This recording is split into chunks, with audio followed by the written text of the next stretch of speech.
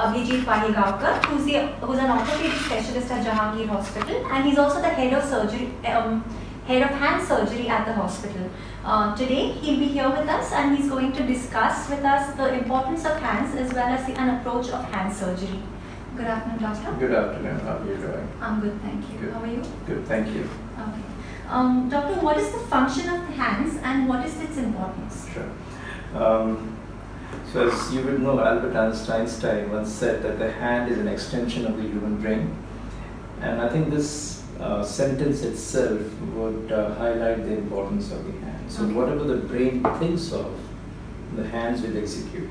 Okay. And hence, there are people who even go on to say that the hand is only second in importance to the human brain. Okay. And we can perform right from crude and very gross works which require strength to fine and intricate work using our hands and our fingers in tandem with what we are imagining or thinking or what we know of. Yeah. Not only that, a blind can read with his hands, a mute can speak with his hands using sign language. So the hand is an extremely important organ, and I think it's the first point of contact between the environment and the human being. Okay. Hand is important for gestures, for conveying feelings with the human touch. Okay. So hand has got sensibility and motor function that is extremely intricate, very finely tuned and controlled by the brain, and hence it is an extremely important organ of the human body. Alright. But why are hands so prone to injury? I mean, all the time people keep complaining, "Haath kat gaya," or "I've cut my hand, I burnt it, I hurt it, I've got arthritis." You know, why are hands so prone to injury? Good question again. So statistics say that 1 out of every 3 patients who come to the emergency department will come with a hand injury. Okay. And a lot of times these injuries are preventable. Yeah. If you follow certain precautions, if you pay attention to the safety norms, if you are careful not only at work but even at home with your hobbies at sports, a lot of these injuries are preventable, and a lot of these injuries can be avoided with proper attention to safety instructions. And to answer the question specifically as to why the hands are prone to injuries is because we are working with our hands, especially near moving objects, rotating objects. So housewives may present with injuries to fingertips when they inadvertently put their fingers or hands in the mixer, or with moving machinery. If you're wearing a loose coat, for example, and it gets stuck, it pulls the hand within, causing a very devastating injury.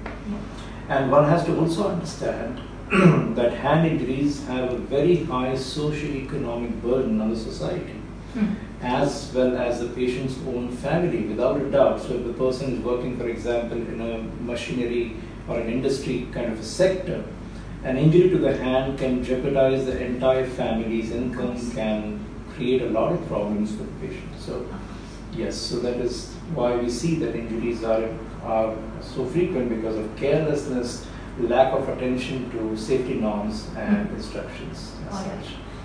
Like you mentioned, you know, carelessness and safety norms, especially at a workplace or maybe even at home. But what else can people really do, you know, especially at the workplace, to prevent hand injury? Right. So we always harp at the risk of sounding repetitive and monotonous at times. We ask people to pay particular attention to all the safety norms that are prescribed for a certain machine or machinery. So every machine has a different requirement.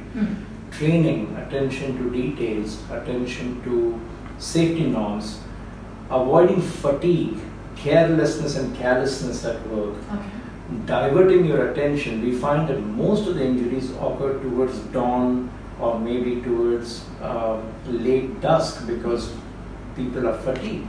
And then in that very fraction of a second where your attention is lost, will people have injuries to the hand.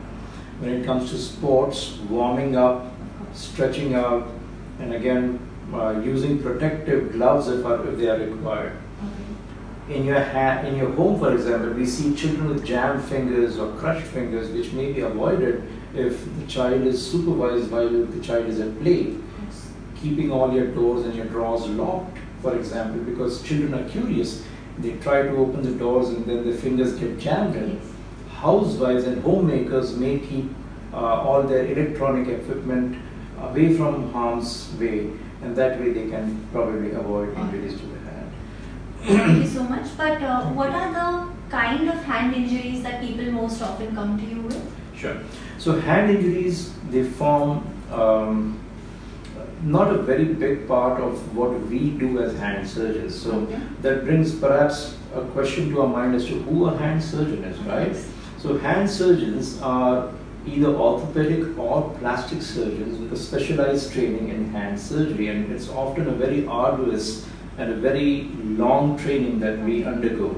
So after having finished your graduation and your post-graduation, people will train in a subspecialty such as hand surgery from anywhere of 2 years to a few more years Okay. to gain experience and knowledge and skills such as microvascular surgery, arthroscopic surgery, tendon surgery, and so on and so forth. These are extremely intricate and delicate surgeries, pretty much like a jeweler's work. We Okay. use instruments that are extremely fine and delicate. Okay.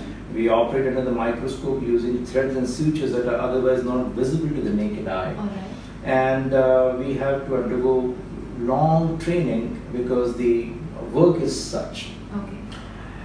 And hand surgery is not only a field where we deal with injuries of the hand, but we also deal with other conditions such as arthritis, sports injuries such as those of the wrist and the elbow and the small finger joints. We do replacements and preventive surgery or corrective surgery in conditions such as rheumatoid arthritis. Okay. Children who are born with fingers that are either stuck together, children may not have thumbs since birth, so we do reconstructive surgery so as to give them an aesthetically appealing and a functional hand for that matter.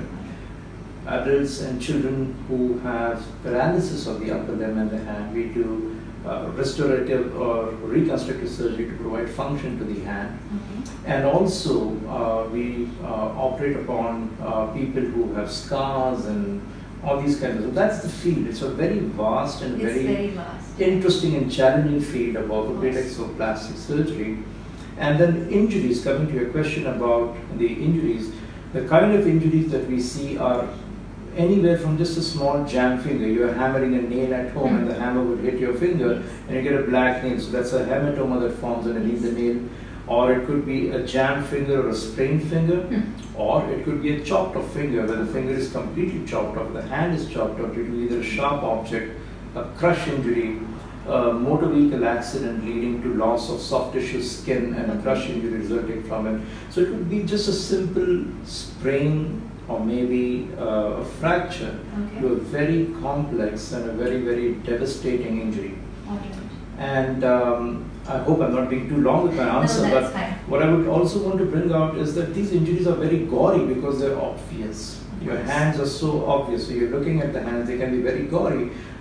Unfortunately, a lot of times, if patients are brought to us or a specialty center in time, a seemingly devastating injury which would otherwise be subjected to an amputation can be restored back and people can go back to gainful employment and be rehabilitated. So I think the message that we should try to push for or send out is that seeing a specialist is perhaps the best way that you could discuss with your options and outcomes of a particular problem of the upper limb or the hand for that matter. All right. Thank you so much for that. How about, when it comes to the general well-being of hands, what could people say like me do every single day? Is there any kind of exercise that I should do for my hands to keep them healthy, or the wrists, or maybe to prevent any kind of injury, of course, besides being careful? Right. So I think the bane of our existence today is the computer, in the internet age, and the software that we use, or the apps that we're using, and the electronic age, as we would call. the bane of her existence, perhaps, and I always, kid about this. I tell my patients, I said, man was not made to sit in front of computers. Yeah. But I think that's what everyone is doing. I thought as doctors we would never have to use computers, but I was so mistaken, because in today's era everything is electronic. Your electronic health records, you have access to journals. So even we are using computers pretty much as everyone else is doing. And unfortunately for our colleagues and friends and people in the IT sector, if you would call it, the software engineers, was glued to the screens, long working hours, slouching, straining perhaps, they're oblivious of their posture. One of the most common and the frequently seen conditions is something called as thoracic outlet conversion syndrome. Although it sounds very complex and complicated, if I were to make it easy, what it means is that these people come to us with heaviness and numbness, neck pain, back pain, inability to continue what you would want to do, and unfortunately they hop around from clinic to clinic, doctor to doctor. A lot of times the diagnosis is not made, and if again these people, if they do not self-diagnose, and if they come to a doctor who specializes in this particular field, the outcomes can be pretty rewarding. And these are conditions that need not necessarily require surgery. So just because this is called as hand surgery doesn't mean that we are operating all the time. There are multiple conditions that can be treated with physiotherapy, exercises, posture correction, preventive measures, stretching, warm-up. And I'll just come to that question that you asked me. And then we operate only when it is extremely necessary, or if surgery is going to yield lasting outcomes and are going to give us robust outcomes. Right? Now, for a person who really wants to stay fit, obviously you would want to do a general aerobic activity. However, it's always prudent to warm up, to stretch out, and then go on to whatever activity that you're planning, be it sports, if you're a weekend warrior, if you're a regular sports hobbyist, if you're going to the gym, if you're a fitness freak. I would say if you're exercising for 45 minutes to an hour, I think you should spend about half an hour stretching and warming up, and half an hour to 45 minutes cooling down. And in that way, I think you could, kind of maintain a fit form, prevent injuries, especially the wrists, elbows, and shoulders that are so frequently seen, neck sprains, wrist sprains. Just be careful. I think every machine, if you go to the gym, there are instructions as to how that machine should be used. If you are in doubt, ask a trainer. So I think common sense should prevail, perhaps, and that's the best way to prevent injuries. All right, doctor. I think that's about, that about wraps up my questions. But if you have anything you'd like, a message you'd like to give our audience? Certainly. Well, I think I run amok when it comes to hand surgery because it's such a passion, and so don't let me lose without any questions. But I would just like to reach out to each and everyone who is watching today and say that I think our hands, like I said, serve a very, very important function. And like any other health condition, we do not appreciate or realize the importance of health unless and until we lose it. So I think it's best to stay out of harm's way. Look around us. I always say traffic rules and regulations are meant for our own safety, but I'm sure that each and every one of us has jumped a signal once in a lifetime. Now, till such time that nothing happens, things are hunky-dory. But if you are on the wrong side of the law, or if something happens to another fellow human being because you jumped the signal, or even if something happens to you because you're breaking a rule that was supposed to for your protection, then you realize, oh, I shouldn't have done it. Of course. Right? So I think common sense, I again and again say, attention to the sundry, the small details. The devil lies in the details at your workplace, for example, whether it be a person who is working with machinery, or whether it's an IT professional, whether it is a doctor, an engineer, whoever, doesn't matter. But I think proper posture. And if you have any problem, rather than self-medication or going to Dr. Google for that matter, I think it is always, you can use Google to find out who a specialist is in your area for that matter. When you are purchasing a phone, wouldn't you look for 100 reviews? Wouldn't you ask people around you?